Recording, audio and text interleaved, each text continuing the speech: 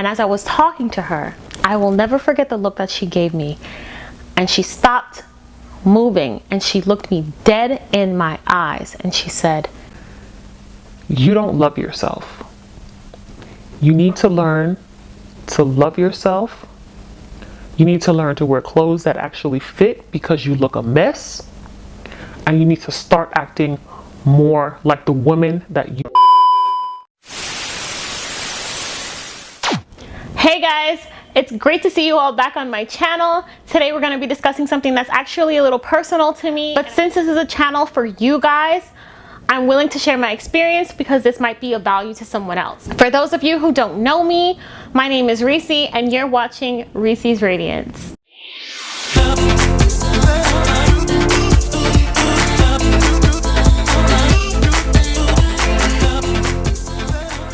Okay, so I'm not here to tell you any kind of story about how I grew up extremely poor and I didn't have anything, because that's a lie. Short history lesson on my life. I started working around the age of 14 just to help out a little bit more around the house and to pay for my own expenses. Since I was around that age and I wanted to start working anyway, I decided to jump into it. I wasn't really big on, you know, video games and whatnot, but what I was big on was books. I was a complete bookworm. I would literally camp outside of Walmart or Barnes & Noble. By the way, I had a membership of Barnes & Noble. I still have the card. But I would camp out and wait for a book like it was a Supreme or Jordan drop. Don't shame me. Don't knock me. Don't try me. Don't come for me. I literally had like 5 bookshelves in my house of only my books, and my mom probably had like 1 row out of one of the bookshelves where she would put her work books for work. Long story short, I would just keep to myself. It really didn't make any sense for me to get into anything. I would say my personality and the things that I really loved doing when I started to really understand myself is when I started, I want to say 9th grade. 9th grade. In 9th grade is when I started making the effort to try to network with other people, you know, make friends, contact, live my best life, things like that. I was a very simple kind of girl. I never liked all of that extra stuff. I didn't do all those sew-ins. I literally wore my hair in a bun almost every single day, which was a great protective style because my hair grew inches. I guess in many ways I'm still the same.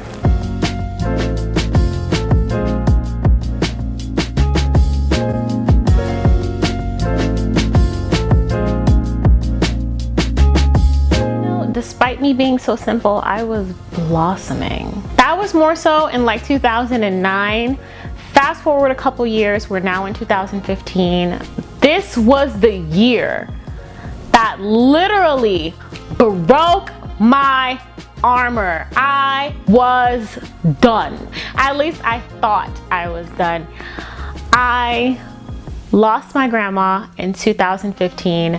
She was literally the glue that held the entire family together. I was dating someone at the time.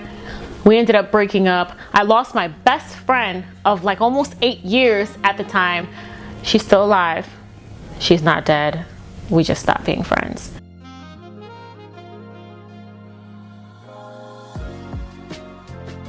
I got into a car accident, which completely messed up my car. Life was literally coming for my life. At the funeral, my dress ripped. I was so happy when 2015 ended. Like, I think I probably celebrated the hardest coming in on 2016. 2015 was rough. It was not a good year for your girl Reeice. It just, whew. Long story short, I ended up cutting everybody off. I ostracized myself from everyone outside of my family. I did not talk to anyone. I got my number changed. Only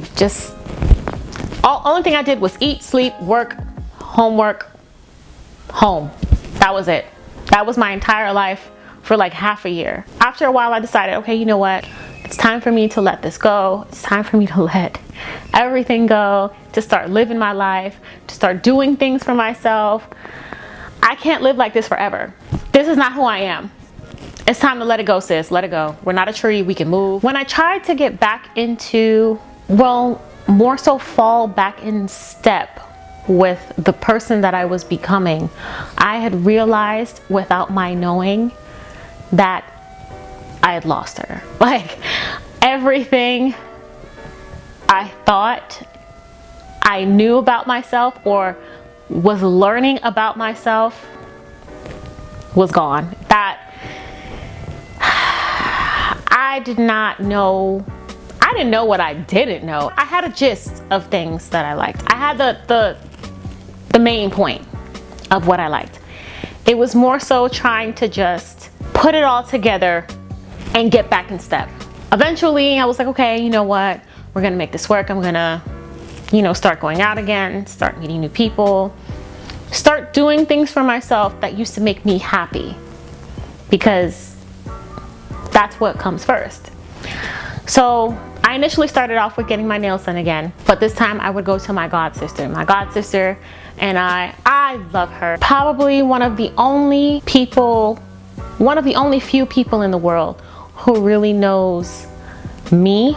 She's the only woman, well, she's one of the only women that know almost everything about me and will never judge me for anything that I've ever done, said, or felt, ever. And I do the same for her. You know, we're not necessarily blood, but sometimes, you know, blood ain't always thicker. So I remember me going to her and I'm talking to her and I'm telling her things, and all of a sudden I just started getting deep into conversation about myself, and I started telling her things that I kept to myself, how I've been feeling, why I cut everybody off, why I felt so adamant about doing certain things and not doing certain things, and how I was having trouble finding myself. And as I was talking to her, I will never forget the look that she gave me. And she stopped moving and she looked me dead in my eyes and she said, "You don't love yourself. You need to learn to love yourself. You need to learn to wear clothes that actually fit because you look a mess. And you need to start acting more like the woman you are going to grow up to be." You know that feeling when all of your nerves just, I don't know how to describe it, but everything just comes together and you feel everything from head to toe. That feeling sat with me the entire time I got my nails done until I got to the car. And when I got to my car, I cried like the biggest baby. I cried from the shop all the way home. When I got home, I cried from the car to my apartment. From the apartment, I went into the shower. I cried for 10 minutes, got out, went to bed crying. I cried for days. And I cried because she was right. And I knew it. When I finally realized how far I had gotten and realized that I wasn't the same person that I was before, I had lost so much of myself and I had to change, I began to strategically plan ways for me to get out of where I was. And the way that I started to change myself, in order to change yourself, you must start with yourself and your surroundings. I would post all over my wall positive comments, beautiful comments on my cell phone. The way that I had, well, back then it was Bixby until I bandwagoned and jumped on the iPhone. When I jumped on Apple, Siri started telling me how amazing I was. The way that I have my closet, the way that I have pictures that I have of myself, quotes that I have marked up on the wall of things that would help get me through tough times, motivational speeches that I would listen to on a day-to-day basis, things like that. I would surround myself with positive people who were genuinely positive people, which is very few and far between, but people who will actually care about you and are there from you from the thinnest part to the thickest part. Those kind of people are the people that you need. They're gonna help you. You can't always do it alone. That is something that I learned the hard way. I'm stubborn. I'll admit that. We all have those moments when we're stubborn. It happens. But anyway, I digress. So on top of that, the biggest thing that changed me was looking at myself, and this might be TMI for somebody. Warning you now. I would stand in the mirror, butt booty naked. No clothes on, no socks on, nothing. Not even a scrunchie for my hair. And I would look at myself in the mirror and I would nitpick every single thing about myself. And after I did that and made a mental note of everything that I disliked about myself, I started going back and thinking of, how did this happen? Where did this scar come from? How I got all these stretch marks? And every time I thought about something, there was always a story that made me laugh. There was an accomplishment, an achievement of some sort that made me proud. Something that altered the way that I lived, or a good memory funny memory sometimes of how I got what I got. And I realized that all of my battle scars, they all came to me for a reason, and that was to shape me into the person that I am today. If I didn't have that huge mark on my left shin, if I didn't have stretch marks going from the sides of my hips to the back of my hips, if I didn't have a birthmark on the lower part of my back, if I didn't have scars and scratch wounds, doing something that made me happy, relieved my stress, I would not be who I am today, because there was a lesson that I learned from it. There was something that I needed to say to somebody. There was a feeling that I never experienced that I needed to know to share with the next person. There was something that I needed to experience to know how to smoothly transition into the person that I wanted to become. And it took time for me to realize that, because at first it was me looking at life as a glass half empty, as opposed to it being a glass half full and filling. Once I truly began to understand that, I began to love everything about me. I love my stretch marks. I love the scars that I have on my arms, on my legs. I love the discoloration of my lips. I've learned to love and embrace every aspect of my being.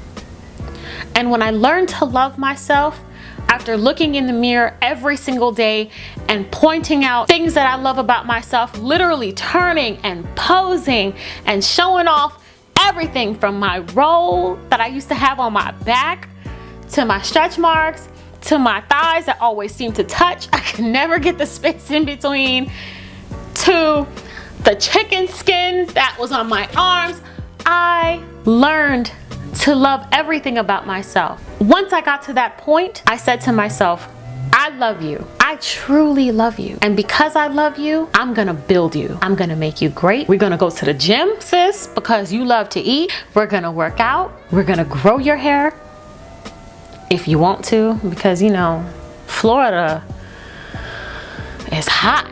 You'll probably still wear it in a bun. We're gonna learn to do things that you've always wanted to do that you've never got a chance to do. And I branched out. I started doing things differently. I approached people differently. I spoke with different people. I engaged in a lot of different conversations with people that I wouldn't think to get into conversations with. Go to restaurants, go places. I've been blessed to be able to go places that I never thought I'd go to. Costa Rica, London, Paris. I've been able to go because I stepped out of being in a rut and decided to give myself more. It literally made all the difference for me to give myself more attention and to learn to love myself more and force myself to stop being where I was. I remember when I began, I would call myself all kind of uplifting things, but my favorite thing was king. Let's be honest. Queen was second. I was trying to be first. So I would look at myself in the mirror and I'd be like, King, you are beautiful today. Your skin is glowing. You are mesmerizing. Those eyes are everything. You are dripping gold. Look at them hips, girl, you got it. Look at them stretch marks turning flex. Girl, you better flex. I need to see it, boo. I started doing this routine every single morning, afternoon, and night. I would be at work in the bathroom doing this routine where I would look at myself in the mirror and say, I love you Today, your eyes are mesmerizing. Today, your skin is glowing. Today, your hair is popping. Girl, them curls is like no other. Today, your edge control is working. Anything that my eyes fell upon, I complimented myself. That is what began my journey. Now, boo, now, my confidence level is like, went from here to here. Okay, we are all the way up. I'm not cocky, I'm confident, and I know it. I look good even when I don't know it. Why? Because you look like how you feel. I learned to love myself not only for who I was and not for who I can be or who I could be. I love myself for who I was at the moment. I love myself for who I was going to be as I saw it, and I loved everything else in between. There was no if, and, or but about it. I was blossoming and it felt good. So my advice to people who are struggling to get out of a rut, don't accept where you are. Push yourself past where you are. Move forward from where you are. And I know it sounds so easy because anybody can say anything. Anybody can give advice. Anybody can throw an opinion out there. But actually doing it is hard. You gotta want it. You gotta be able to see it for yourself. Even if nobody else can see it, you gotta be able to see it. You gotta notice or have somebody close to you who knows you, who really knows you, and knows that this is not who you are. If you were here, and this is the person that you were before, why are you here? You get what I'm saying? Even if you're your own cheerleader, you gotta want it. You don't have to take pills. You don't have to join a club. You don't have to do anything, including being where you are now. You are an amazing person. You are a strong person. You are a beautiful person. You're a handsome person. Your life is strong. You are strong, and nobody is going to break you. You are strong. You have to believe it. You gotta want it, you gotta work for it, and you'll have it. I don't know who that message was for, but I hope whoever that message was for, you found it. If this video was able to help you, please give me a thumbs up. Don't forget to subscribe to my channel because I will be posting more videos every week. Until my next video, mwah.